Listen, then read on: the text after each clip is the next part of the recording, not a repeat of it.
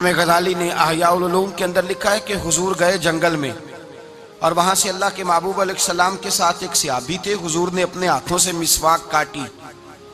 دو مسواکیں نبی پاک نے کاٹی درخت کے ساتھ، ایک ٹیڑھی تھی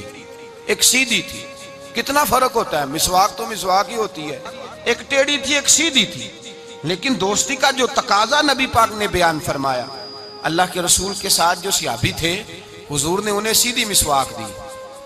اور خود جو تھوڑا سا بال تھا ٹیڑھی تھی حضور نے استعمال کی۔ تو وہ صحابی کہنے لگے یا رسول اللہ میں غلام ہوں آپ آقا ہیں، حضور میں امتی ہوں آپ نبی ہیں، محبوب یہ آپ رکھیں اور وہ مجھے دے دیں، میں غلام ہوں، میں غلامانہ انداز میں رہنا پسند کرتا ہوں۔ تو نبی پاک نے پتہ کیا فرمایا؟ فرمایا دوستی اور صحبت کے حقوق ہوتے ہیں، دوستی اور صحبت کے، فرمایا چاہے کوئی ایک لمحہ کسی کے ساتھ رہے اس کا حق بنتا ہے، اور اللہ تبارک و تعالیٰ قیامت کے دن دوستیوں اور صحبتوں کے بارے میں سوال کرے گا۔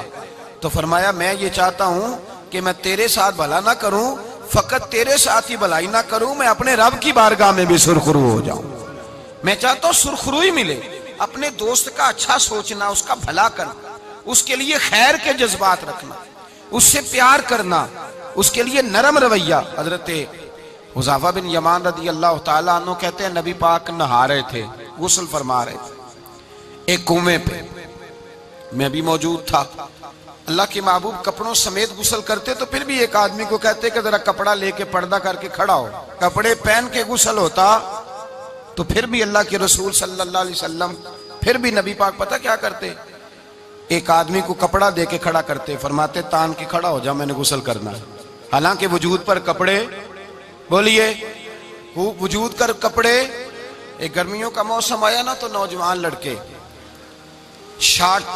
کپڑے پہن کے پھرنے لگے، نوجوان، گھر میں اماں جی بھی ہیں، بہنیں بھی ہیں، بیٹیاں بھی ہیں۔ احساس بڑی نعمت ہے، شعور اچھے میسج لکھنے کا نام نہیں میرے بھائی، شعور یہ نہیں کہ آپ نے نت نیا فیشن اوڑھنا ہے، شعور تو یہ ہے کہ آپ کے اندر حیا کتنی ہے، آپ اپنے کلچر کو، اپنے معاشرے کو حیا کتنی دے رہے ہیں۔ اور آپ کو پتہ ہے کہ انسان ناف سے لے کر گھٹنوں کے نیچے تک اس کے لیے ویسے فرض ہے،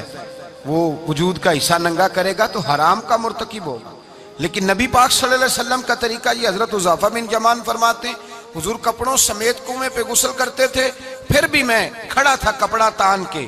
کپڑوں سمیت بھی میں کھڑا تھا کپڑا تان کے، یہ حیا کا عالم تھا۔ فرماتے حضور غسل کر کے جانے لگے تو میں بھی قریب آیا،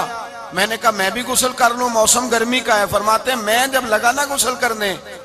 تو نبی پاک نے فرمایا لاؤ کپڑا دو، اب میں کپڑا تان کے کھڑا ہوتا ہوں،